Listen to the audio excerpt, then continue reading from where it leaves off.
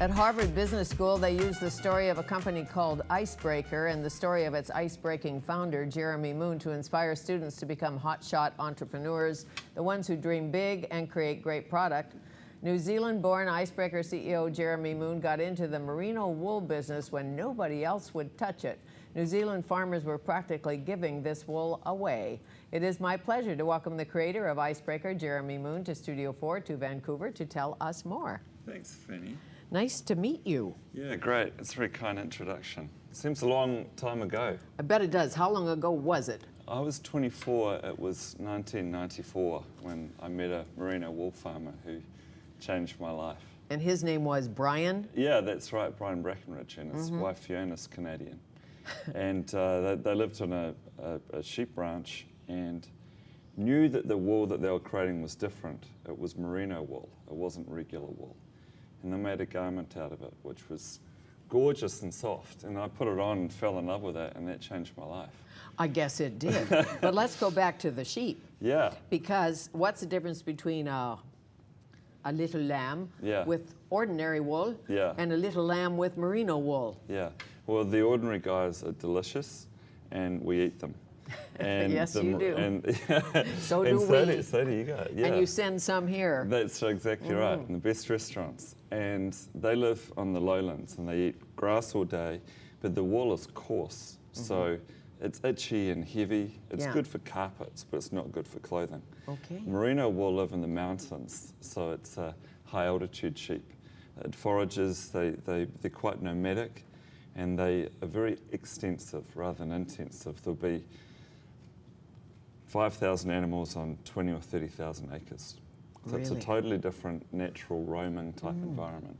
And there they are. Okay, you can see them. Yeah, the home of your Icebreaker. So that's there they are. You can see the Southern Alps in the background of that previous shot.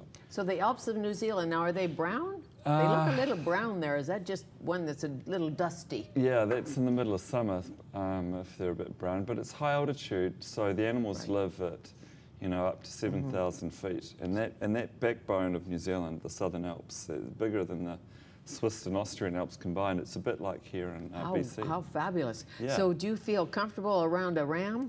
Are they friendly? Depends on what type of season. Yeah, one almost broke my leg the other day because he was more interested in a ewe than me. But A ewe than me. How big are they, these sheep? Well, a sheep would be, a merino sheep would be that big, and they're quite big and quite muscular. Yeah. But then your sheep, when you shear them, they actually look like the size of a small dog because their wool is that thick. So we get about 5 kilos of merino, of super fine merino from every garment, from every sheep, every year. It's annually renewable, and then each of those, that makes about 5 or 6. Right. So take me back to the farmers who said, you can have this wool, we don't even know what to do with it. Yeah, well, for me it was a life-changing experience because in New Zealand in the outdoor industry, same in Canada at the time, everything was synthetic.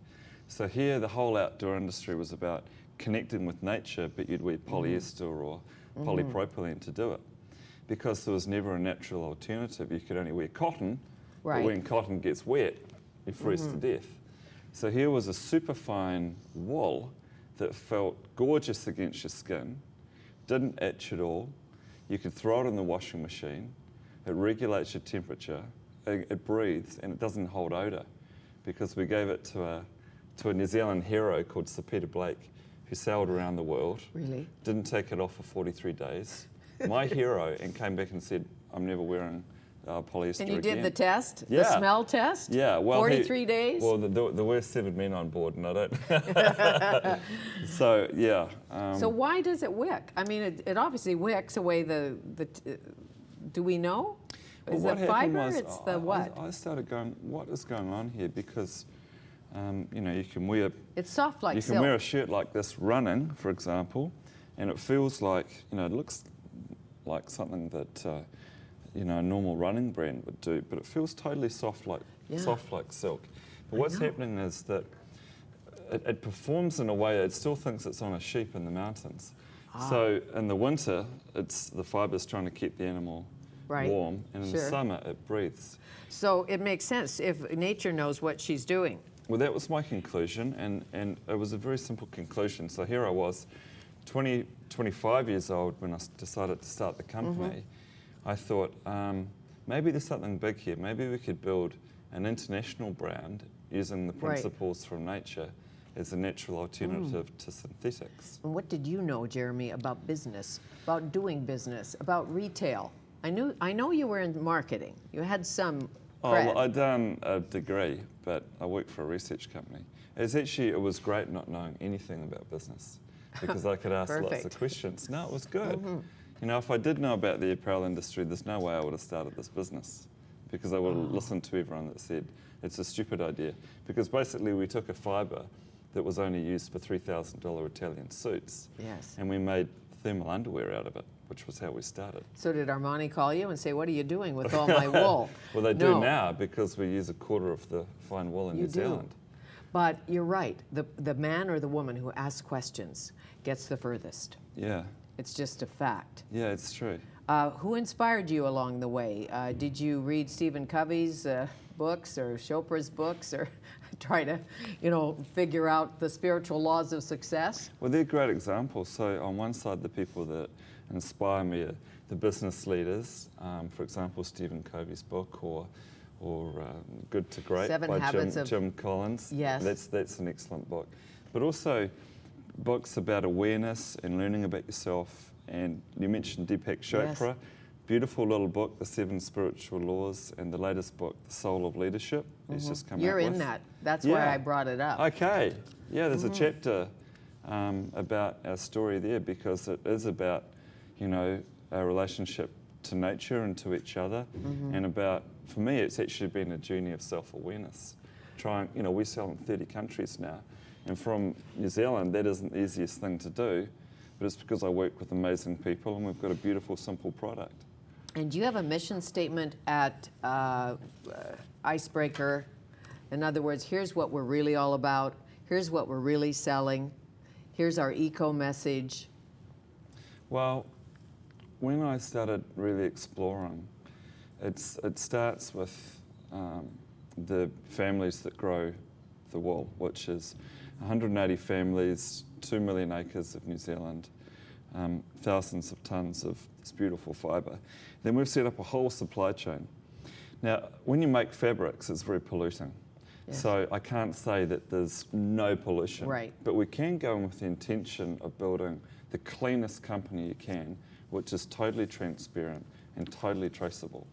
So part of what we're doing is we're using principles of traceability, you can find out where this came from, and transparency to be totally honest and conscious about how to build the lowest impact possible using a natural fibre in the first place. So the fact it's natural isn't enough. It's how we create the fabrics, the environmental ethics of where it came from, the social ethics of how we get them made using, human beings, the transport practices to get them to the 30 countries that we supply. There's a lot that goes into it. Sure, you bet, because I know you're a social entrepreneur and I know that you have a green conscience, and I am wondering, so I'm wearing this little blue shirt, or the green one, how do I know about the farmer? How do I know where that shirt came from, aside from the fact it came from New Zealand? Well, the epiphany for me was Icebreaker isn't a badge on a garment. It's actually a whole system that starts with people in the mountains and kind of ends with people in the mountains. Yeah. So I wanted to connect these people, our customers, with these people, the families and the environment. And we created something called barcode. So every Icebreaker has a barcode on it, and you can type that in and you can find out whereabouts in the world. Yeah. You can find out whereabouts in the world it came from. The barcode. Yeah, exactly. So it's the little green, it's the green on the interior of it. It's on, for example, our socks package as well. Oh, great. So I go to the barcode. You go to the barcode, we called it barcode, B-A-A. And then that tells you, it links in topographically, it zooms in on the Alps. You can go in and meet the families. Really? There's videos where they talk about their relationship with, sounds a bit personal, but their relationship with their environment and the animals that they look after. And these are kind of long-term intergenerational practices. I love that.